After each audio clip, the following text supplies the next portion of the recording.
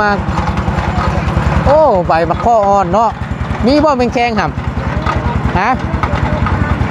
ฝนยังบ่ตกห่ำจังน้อยคำนี้นี่มีได้หนึ่งเนาะเคยอยู่บ่แต่ละเทื่อลึกเป็นแข้งนี่แหละเป็นแข้งข้อนี่โอ้คักเลยพี่น้องเลยเพราะว่าเล็กน้อยอยู่กัน2คนพี่น้องผู้เฒ่าเพิ่นก็บ่ได้อยู่นำยามนอนกันตอนกลางคืนก็ได้เจ้านอนนำหน้าเจ้า2คนเนาะแม่นบ่นี่นะจะได้ไปห่วมนั่นอยู่บ่เคยท่านอาจารย์เล่าพร้อมครอบครัวเอาพร้อมครอบครัวแม่นนี่แหละพาลูกไปกินชีสเลี้ยงเอาก็ไปเลยเนาะย่นขามันลงกันเลื่อนบ่น้อยเด้อนี่มีคนบ่เคยใช้เอาตอกก่อนแล้วจังค่อยย่นลงอึ๊บวันที่1เนาะด้วยวันที่1เวลา 9:00 นมื้อแล้วบ่ได้ 9:00 นเช้า9 นาฬิกาเอ้ยบ่แม่น9 โมง 00 นาทีเนาะที่เฮือนเจ้าสาวบ้านโนนดอกไม้เมืองอุทุมพรแขวงสวรรณเขตพี่น้องทางเลข10นี่เนาะ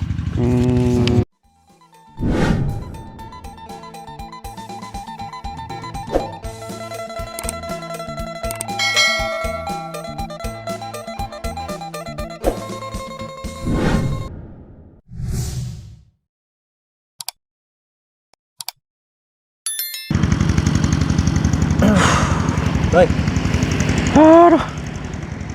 เหืออะไรแค่ย่อยพี่น้องเลยโอ้แสบบัดตานี่โอ้ฮ้อนเลยดิอุณหภูมิเป็นเท่าไรเนาะอุณหภูมิเป็นนี่200ขนาดนี้ก็แดดนอนๆได้พี่น้องแต่ว่าฮ้อนนอนแท้ฮ้อนว่าเนาะพอดีมาต่อกันบัดนี้พี่น้องหลังจากที่ทั้งประตูนเนาะได้มาหาทั้งน้องบุญทวีเป็นครั้งแรกเนาะหลังจากที่ได้นำเสนอคลิปนั้นลงไปพี่น้องเลยกับทั้งประตูนก่อนกลับกับผู้ดีละได้มาพบหน้าพบตากันเนาะกับสีเอาซองบัตรเชิญให้กับอาจารย์เนาะแล้วกับเบาเงาแต่ว่าเบาเงาผัดบริลงมาซ้ำมานี่พี่น้องผู้ดีทั้งบื้ออื่นเป็นอีกมือหนึ่งมืองามย่ำดีของทั้งน้องซีเนาะหรือว่าทั้งสาวซีงานแต่งวาสันพี่น้องกับเปิ่นกับเซินเนาะให้ไปร่วมงานนำวาสันเอาก่อนเดินพี่น้องกราบสบายดีและสวัสดีเด้อพี่น้องสบายดีเบิดสุขูสุคนบ่ว่าสิอยู่ในและกระต่างประเทศก็ยินดีต้อนรับเข้าสู่ช่องประธานป้องชาแนลอีกแล้วพี่น้องเลยนำเสนอโดยประตูนคือเก่าคือเดิมเด้อพี่น้องเด้อเนาะพบเจอกันกับประตูนกันนี่แหละมูมี่ยังไรพี่น้องทั้งประตูนเสียวบัตรเชิญเนาะของทางอาจารย์เล่าและเบาเงาพี่น้องพร้อมด้วยครอบครัวเนาะนี่อันนี้จะเป็นของกินปันพร้อมครอบครัวเนาะหรือว่าเบาเงาทางนี้เป็นทั้งอาจารย์เล่าพร้อมครอบครัวเนาะนี่ประตูนเสียวให้เป็นก้อนขึ้นไปรอบก้อนเนี่ยปัดลืมพี่น้องเนาะวันนี้ทั้งประตูนก็ได้โอกาสละถือโอกาสมอบไปเป็นก้อนเนาะทั้งประตูนกะได้แล้วพี่น้องเนาะกะเป็นบัตรเชิญหรือว่างานแต่งพี่น้องเนาะบ่ฮู้ว่าเพิ่นเริ่มวิธีกันจังโมงเดี๋ยวประตูนขออนุญาตเบิ่งก่อนเด้อพี่น้องเด้ออึ๊บใช้เฮ้ยมันขึ้นดึงยากแกอึ๊บนี่บ่มันฟิตเบิ่งก่อนเด้อจังหน่อยเด้อพี่น้องเด้อเนาะสิได้ไปถึกนี่พี่น้องเนาะเห็นบ่นี่แหละเรียนเชิญเพิ่นว่าพอดีทางประตูนสิเอาแบบโตสำคัญเนาะอ่านเบิดนี่ว่าโตหล่นเติบอยู่พี่น้องวิธีสู่ขวัญแม่นได้จัดขึ้นที่เฮือนเจ้าสาวบ้านโนนดอกไม้เมืองอุทุมพรแขวงสวรรณเขตเนาะกงกับวันเสาร์วันที่1เดือน3ปี2025กงกับมือขึ้น3ค่ำเดือน4ลาวเนาะพศ2567เป็นเวลา9 โมงเช้า จะได้มีพิธีบาสีสู่ขวัญผูกแขนหลังจากสำเร็จพิธีแล้วเจ้าภาพทั้งสองฝ่ายขอถือเป็นเกียรติเฮียนเชิญเนาะท่านร่วมรับประทานอาหารเที่ยงที่เฮือนเจ้าสาวนี่พี่น้องเนาะก็เป็นเวลา9 โมงว่าซั่นไปสีสู่ขวัญเข้าวิธีเนาะเอาเข้าๆพี่น้องเนาะทางเจ้าสาวเพิ่นนี่ก็แม่นนางศรีพระจันทร์เนาะรถวงศาส่วนเจ้าบ่าวนี่ก็แม่นเท้าคอนไซแก้วบัวพันธุ์เนาะนี่พี่น้องเลยทางประตูเสียไปให้อาจารย์เพิ่นก่อนเนาะทางประตูก็มีเรียบร้อยแล้วแหละบ่าวยาวแต่บ่าวยาวสิลงมาทันบ่เนาะมามื้อนี้บ่หรือว่าจังไดไปพี่น้องเลยมามาบ้านนี้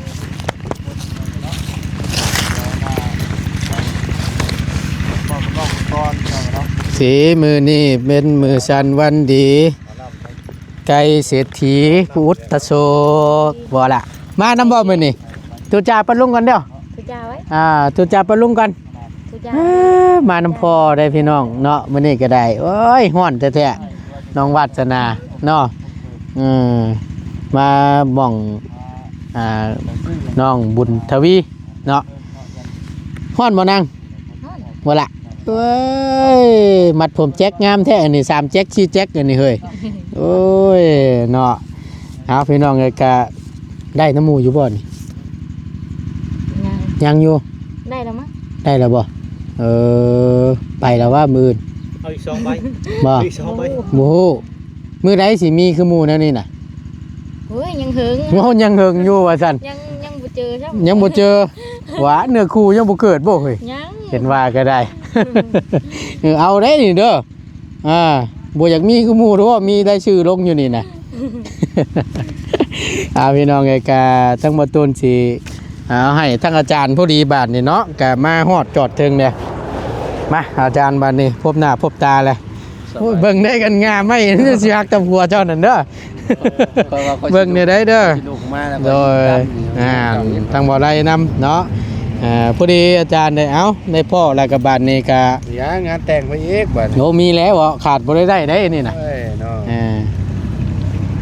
สิได้ไปร่วมนำอยู่บ่ข่อย ท่านอาจารย์เล่าพร้อมครอบครัวเอา พร้อมครอบครัว แม่นนี่แหละ พาลูกไปกินชีสเลี้ยง เอาก็ไปเลยเนาะ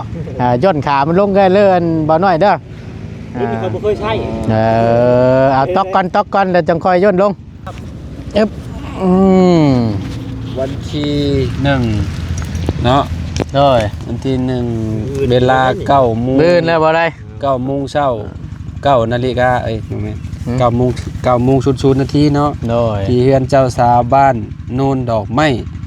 เมืองอุทุมพรแขวงสวรรณเขต เส้นทางเลข10นี่เนาะ นั่นแหละอาจารย์เด้พอดีน้องเพิ่นพากให้มื้อนั้นน่ะ น้องสีเหรอวะ แม่นน้องสี สาวหุ่นดีๆครับบ่ แม่น เอ่อ ไปวันเกิดน้อง มี บิวตี้ ครอบครัวแล้วเราก็ได้เนาะ มีแล้วน้องเพิ่นก็เรียนเชิญเนาะไปร่วมงานพิธีเพิ่นพี่น้องผูกคอต่อแขนนี่แหละหรือว่างานแต่งเนาะก็แจกบัตรเชิญให้กับทีมงานเฮาการบัตรเชิญเนาะไปอยู่แล้วว่าบืน ย่านบ่ส่งเนาะ ฮะ ย่านบ่ได้ไปนำหมู่เนาะ หน่อยคือจังหวะนั้นอาจาร สิ ย์ เดินทางแล้ว ไปใช้น่ะ คือเก่าเลย ฮะ คือเก่าเลย เชฟปูน แม่น เชฟปูนอีกแล้วบาทนี้พี่น้อง เอ้าอันย่านสร้างเพิ่นนั่นน่ะเด้เพิ่นเบิกเงินเด้เพราะว่าค่าสร้างอยู่น้ำข่อยเด้ เพิ่นเว้าไว้ตั้งแต่มื้อนั้นพุ่นว่าเพิ่นอยากเบิกเงินซื้ออุปกรณ์เฮ็ดเฮือนน้องน้ำมาแล้ว โดย แต่ว่าทีมงานลงจะคนนะฮะตอนนี้ ณตอนนี้บ่ยังเดือเบาเหย้ากับลุงเพิ่มนี่แหละของเพิ่นกะบ่ฮู้ว่าเพิ่นสิมาทันบ่หรือว่าจังได๋เราบ่ได้เบิกเงินที่เราว่าเราจะเบิกเงินหั่นนะก็เลยว่าอยากพาไป อย่างเราต้องการอัน แนวที่มันจะเป็นหั่นน่ะ โดยหักตะปูก็เห็น อืม อาม่าเนี่ยเด้จานเลยนอกจากว่าอย่างอื่นนะว่าบนนี้ อย่างอื่นนั่นแหละ ถ้าขึ้นวันที่หนึ่ง อืม มื้อนี่โอ้ยแล้วกัน จักสิมีภายในขึ้นน้ำเบาลายขึ้นบ่ ขึ้นบ่ได้ บ่ได้ขึ้น ขึ้นโยขึ้นมื้อนี่เออ ไปขึ้นอยู่แล้วอะ บ่าวน้อยเชียงรายก็ขึ้นบ่ ขึ้นไปก่อน ขึ้นไป ขึ้นไป เอาสั่นพี่น้องเลย เนาะ เนาะ เหมือนจะได้ค่อย ขึ้นอยู่เฮือนอยู่ซ่านบ่ เนาะมีแต่ว่านั่นแหละฉันเฮ็ดจังได๋ฉันบัด นั่นแหละ ก็ก็สิไป ฝากน้ำหมูน้ำคูนี่แหละ สิไปร่วมน้ำน้องเพิ่นก่อนนี่แหละพอได้ให้ได้ ในช่วงน้องต้าแต่งก็บ่ได้ไปแล้วพี่น้องเนาะตอน บ่ นั้นมีแต่ฝาก ฝากคือกันบ่เจ้าก็ ฝากตอนนั้นครับ เพราะว่ามันก็หาก็ลงมาเมื่อคืนนี่ค่อยก็ได้ คือว่าแล้วเจ้าหากันลงมาคอยซองมื้อที่3นี่ได้เนาะบ่แล้วเนาะคืนที่3มาเฮานอนเนาะ แม่น น บ่ อนในบ้านเนาะแม่น แม่นบ่แม่น บ่คือ คืนที่3บ่ได้นี่ แม่นบ่แรงนี่แหละคืนที่3บ่แรงก็คือว่าเนาะมัน จะ ไวบ่เจ้าว่า ไปอยู่ แต่ว่ามันจะต้องไปอ่ะงานมันมีอยู่พุ่นนะ ครับ ดูนี่กะ อืม จังไดเนาะ ครับ ที่ว่าจังไดล่ะ ก็มีคือกันข่อยก็มีแต่ว่าคนละพังเบิ่งเจ้าขึ้นก่อนเท่านั้นแหละเดี๋ยวก็สิเตรียมเครื่องเตรียมของนี่แหละให้กับทางเงินน้องไส้เพิ่นโยแล้วก็แต่ปุ้ยละถ้าเจ้าขึ้นก่อนก็แม่น เพราะว่าเฮือนน้องไส้นี่ ตามเพิ่นหามื้อหาวันนั่นแหละ เพิ่นสิ้นเดือนนี้เนาะ แม่น ที่แรก เดือนเลยเหรอ ที่แรกมาบุญคงมันมาอยากขึ้นวันที่2เลยว่าอย่ามันบ่ทันวันที่2เนาะว่าทางทีมงานเพิ่นว่าเพิ่นโทรมาหาข่อย อ่า ว่าสิขึ้นวันที่ ที่ 2 2ช้อนนี้ แม่น โอ้ ว่ามันสิทันบ่ บ่ทันแล้ว ทีมงานเฮานี่แหละถามเบิ่งหมู่เบิ่งคู่ก่อน ถามทีมงานก่อน ว่า ทีมงานทางเราว่าคันทีมงานขึ้นมาบ่ครบก็เปลี่ยนเป็นมือใหม่ก็ได้ล่ะว่าเราว่าอยากให้ อืม ทางทีมงานไปครบเบิดก่อนเรา แม่นเนาะก็จังได๋รวมนำนั่นแหละก็ว่าเนาะขึ้นฮอดก่อนก็แม่นปรึกษาหารือกันทะ เราก็ไปถ่ายอยู่พุ่นแหละ แม่นเพราะว่าอยากให้ร่วมน้ำกันนั่นแหละเนาะฮ้อนแท้ๆพี่น้องเลย เริ่มแล้ว เนาะ เนาะมันสิเข้าหน้าฮ้อนเต็มโตแล้วได้พี่น้องเอ้ย โด เนาะ ย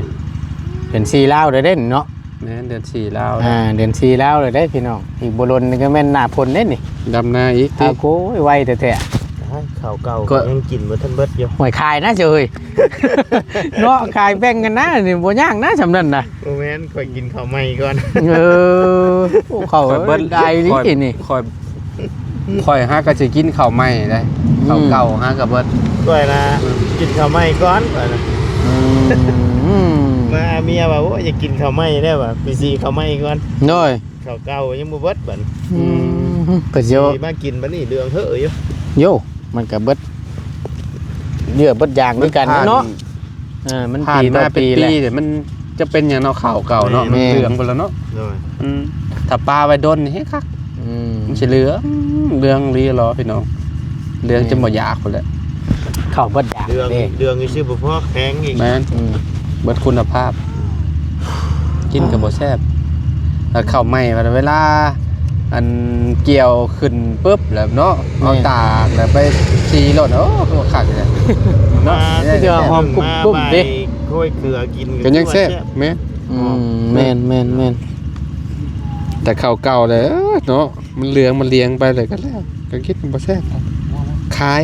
มีแต่ขายบ่ จะ ล่ะ ขายในโลตัวได้เคยเดียวนี่ฮะ บ่จัก มันบ่ได้ขายบ่ ฮ้อนบ่ 6,000 ขายได้กินก็จะคิดว่ากินนะบ่นี่ บ่เอายันวะเนาะ คือจังว่าข้าวเก่าตัวนึงเบิดว่ะ เอากินข้าวไหมก่อนเนี่ยว่า กินข้าว แล้ว ใหม่ สัน ก่อน ก็ว่านั่น เก่า แหละ ยัง เนาะ บ่นั่นติข้าวเก่ายังบ่เอามาใกล้ติ แม่น โอ้ โอเคพี่น้องเอ้ยไปเดี๋ยวทั้งประตูนสิเข้ามาทั้งน้องบุญทวีเพิ่นก่อนเนาะ โอเคตอนนี้ ควรโมเมนต์แล้วเหรอบ่ จังว่ายังบ่ได้นั่นอยู่ กำลังแก้ เนาะ น้ำมา เดี๋ยวเข้าแผนทั้งน้องเพิ่นก่อนเนาะ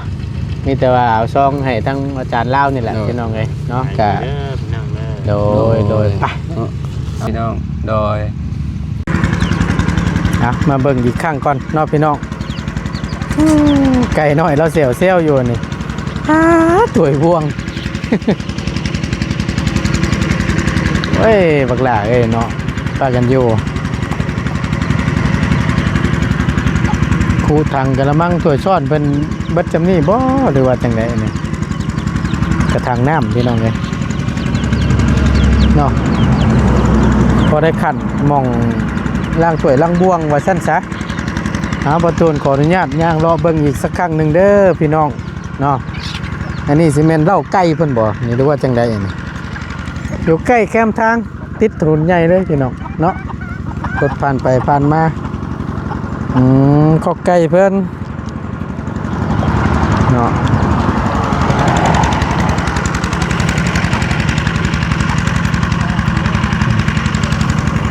ชาดปู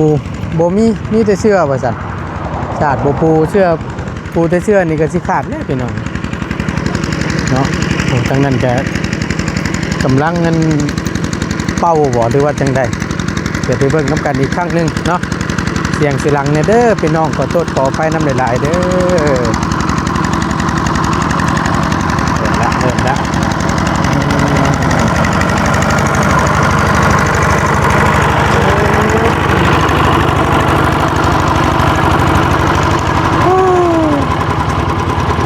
เรียบร้อยแล้วบ่ไอ้ยังอยู่บ่กำลังเป่าบ่หรือว่าแนวใด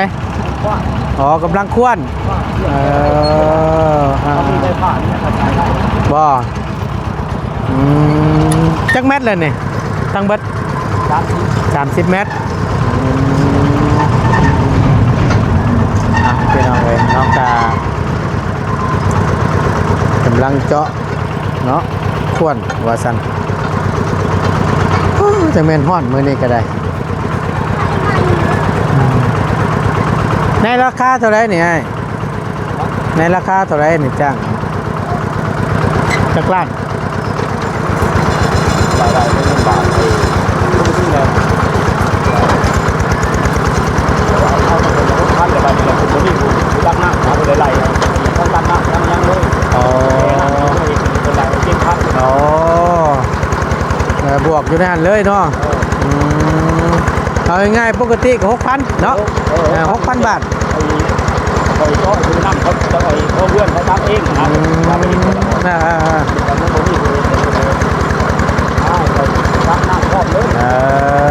อันนี้ก็เป็นของง่ายเองป่ะ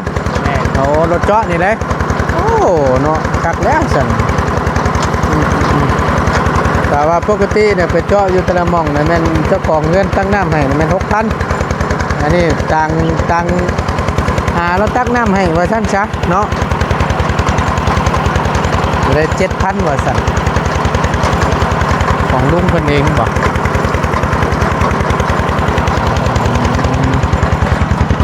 นี่ก็เป็นพี่น้องเนาะเอาอยู่มองนี้เลย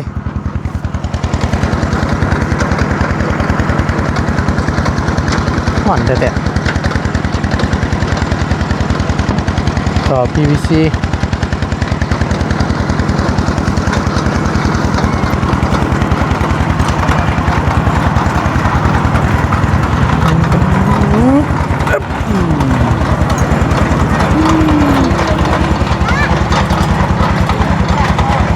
แซ่บบ่ล่ะแซ่บบ่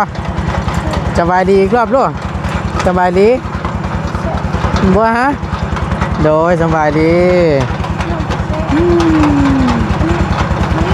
มันกิ้วบ่มักบ่เนี่ยนี่บ่มักโอ้ใบบักข้ออ่อนเนาะมีบ่เป็นแข้งห่ำฮะฝนยังบ่ตกห่ำจังน้อยคำนี้นี่มีได้นี่เนาะเคยอยู่บ่แต่ละเทื่อลึกเป็นแข้งนี่แหละเป็นแข้งข้อนี่โอ้คักเลยพี่น้องเลยแน่กำลังกลมน่ะเพิ่นจะได้ขายเพิ่นแล้วบางเทื่อเนาะเอานี่ก็หม้อจอดจั่นแล้วบักหลาเพิ่นก็คงสิ สำบายละบาทนี่เนาะเนาะบ่ได้ไปตักน้ำนองละบาทนี่เนาะคงจะบ่ได้ไปตักน้ำนองแล้วบาทนี่เจาะน้ำได้ใส่เลยเด้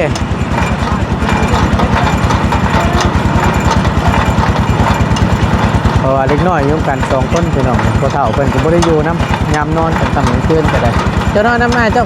2คนเนาะแม่นบ่ โอเคลูกโอเคอย่าปิ้นสินะ ทางบ่เฒ่าเจ้าไปนอนอยู่ในเรือน ลงไปนั่งอยู่ดีๆไว้จะมาตกมาหา ลงเด้อล่ะเด้อลงล่ะตกเลยอ่อนแต่พี่น้องเลยไปบ้านนี้ทั้งเบาครับก่อนบ้านนี้เด้อเดี๋ยวมื้อพุ่นละเบาสิมีเวลาแล้วก็สิมาเยี่ยมใหม่เด้อโอเคสบายป้าลุงก่อนสบายดีก่อนมื้อนี้คงสิได้ใช้แหละเนาะคงสิบ่ลดน้อยเนาะเพราะว่ากำลังควรอยู่พี่น้องเอ้ยเนาะถือว่าจวดจาดไว้อยู่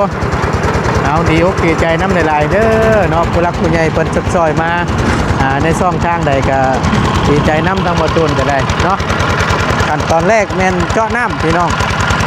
ถือว่าได้แล้วในส่วนนี้เนาะต่อไปบ่ฮู้ว่าสิแม่นหยังแน่พี่น้องเอ้ยเดี๋ยวรอเบิ่งรอชมนํกันเนาะในตอนถัดไปสำหรับคลิปนี้บ่ตูนก็เพื่อเป็นการบ่เสียเวลาเดี๋ยวมันสิยืดสิยาวเนาะก็จะได้ขอล่ำลาและจบคลิปลงไว้เพียงสำนี้ก่อนเด้อพี่น้องเด้อขอบคุณในไลน์ FC เปิดทุกคนที่เข้ามาติดตามนะครับชมคลิปจนจบโดยประกาศโฆษณาเนาะสำหรับคลิปนี้ไปก่อนพี่น้องสบายดีเด้อ